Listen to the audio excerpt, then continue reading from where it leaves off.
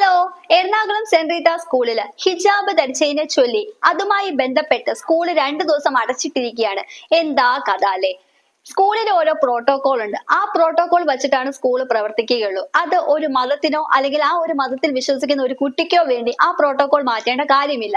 അങ്ങനെയാണെങ്കിൽ ഹിന്ദുക്കൾക്ക് ഒരു പ്രോട്ടോകോള്, മുസ്ലിങ്ങൾക്ക് ഒരു പ്രോട്ടോകോള്, ക്രിസ്ത്യൻസിന് ഓരോ പ്രോട്ടോകോൾ ഉണ്ട്. ആ ഓരോ പ്രോട്ടോകോൾ വെച്ചിട്ട് ഓരോരോ ദിവസവും നമ്മൾ മാറിക്കൊണ്ടിരിക്കണമല്ലോ. സ്കൂൾ മാനേജ്മെന്റ് തീരുമാനിക്കും എങ്ങനെ നടത്തിക്കണമെന്ന്.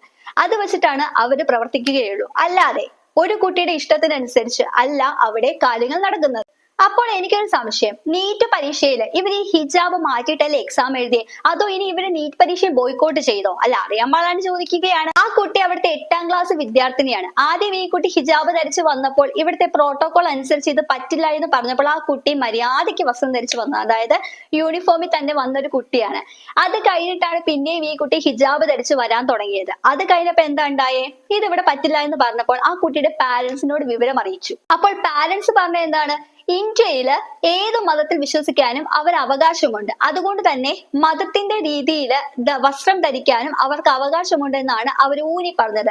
ശരിയാണ്, ഇന്ത്യയില് ആർക്കും മതത്തെ വിശ്വസിക്കാൻ പാടില്ല എന്നുള്ള നിയമമൊന്നുമില്ല. പക്ഷെ സുപ്രീം കോടതിയിൽ ഒരു വിധി വന്നിട്ടുണ്ടായിരുന്നു. ആ മതം ഈ പഠിക്കുന്ന വിദ്യാലയമായിട്ട് ഒരിക്കലും കൂട്ടിക്കൊഴിക്കേണ്ട കാര്യമില്ല എന്നുള്ള ഒരു വിധി വന്നിട്ടുണ്ടായിരുന്നു. അതിനോട് സമാനമായിട്ട് കുറച്ചു വർഷങ്ങൾക്ക് മുമ്പ് കർണാടകയിൽ ഒരു സംഭവം അരങ്ങേറി. അപ്പോൾ അത് സുപ്രീം കോടതിയിൽ വാദിച്ചത്, അതിന് വിധി വന്നിട്ടില്ല. പക്ഷെ എന്നാലും അപ്പോൾ വിശാല ബെഞ്ച് പരിശോധിച്ചപ്പോൾ പറഞ്ഞത് ഇങ്ങനെയാണ്: മതവും വിദ്യാഭ്യാസവുമായിട്ട് കൂട്ടിക്കൊഴിക്കേണ്ട കാര്യമില്ല. കാരണം ഒരു സ്കൂളില് അതിൻ്റെതായ യൂണിഫോം ഉണ്ട്. ആ ഒരു വസ്ത്രം ധരിച്ചിട്ട് വേണം ആ കുട്ടികൾ വരാനായിട്ട്. അല്ലെങ്കിൽ പിന്നെ കുട്ടികൾ എന്ന് വിളിക്കേണ്ട കാര്യമില്ലല്ലോ. ഈ ഒരു വാർത്തയുടെ കമന്റ് ബോക്സിൽ ഞാൻ കണ്ട ഒരു കാര്യമാണ്.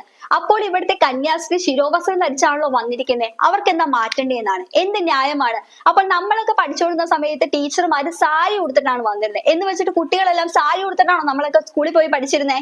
ഇതിനെ കുറിച്ച് വിദ്യാഭ്യാസ മന്ത്രിയായ ശിവൻകുട്ടി പറഞ്ഞിട്ടുണ്ട്. അതായത് യൂണിഫോം മറച്ചിട്ടുള്ള ഒരു വസ്ത്രവും ധരിക്കേണ്ട കാര്യമില്ല. ഹിജാബ് ആണെങ്കിൽ പോലും സ്കൂളിന്റെ അകത്ത് അത് ധരിക്കേണ്ട കാര്യമില്ല എന്നാണ് ഇന്ന് അദ്ദേഹം പറഞ്ഞത്. ഇനിയിപ്പോ ഇന്ന് രാത്രി അല്ലെങ്കിൽ നാളെ രാവിലെ സമസ്തയുടെ ഒരു മീറ്റിംഗ് കഴിഞ്ഞിട്ട് ഇനി അദ്ദേഹം എന്താ പറയാൻ പോണെന്ന് എനിക്കറിയില്ല.